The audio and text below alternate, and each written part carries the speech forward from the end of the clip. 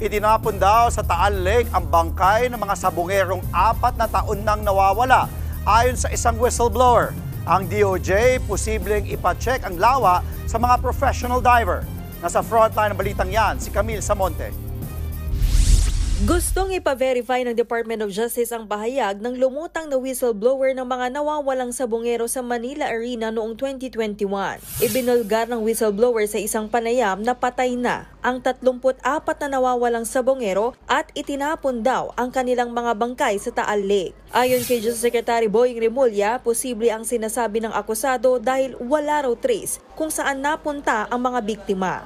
Marahil kailangan ng technical diver yan. Pagka ma-determine natin ang veracity ng information, we will need technical divers to do it kasi malalim din yan.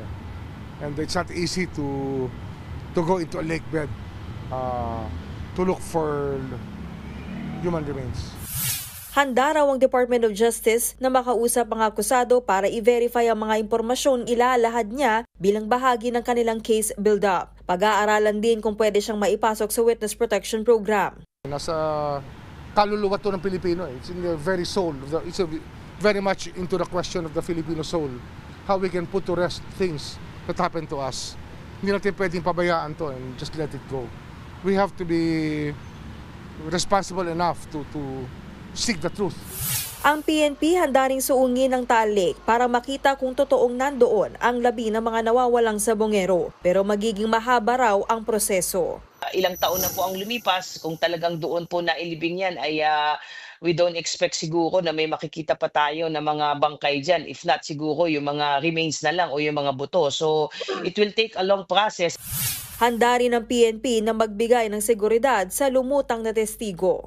Si Chief mismo ay daling ko para makausap po nitong witness po na yon. Kailangan na siya mismo ang sumama at doon sa ituturo niyang lugar. Tiniyak naman ng DOJ sa pamilya ng mga biktima na hindi sila tumitigil para makamit nila ang hustisya at mapanagot ang nasa likod ng krimen. Sa ngayon, 7 kaso ng kidnapping at serious illegal detention ang hawak ng DOJ kaugnay ng mga nawawalang sabongero. Kabilang dyan ang 34 na mga nawawalang sabongero sa Manila Arena at ang master agent na si Ricardo Lasco sa San Pablo, Laguna. Nagbabalita mula sa Frontline, Camille Samonte, News 5. Mga kapatid, Dimples Romana po, kumpletuhin ang inyong umaga ng mga kwentong puno ng inspirasyon. Salubungin po ang bawat araw ng may ngiti at pag-asa. Kaya't mag-subscribe na po at mag-follow na sa aming social media pages ng News 5.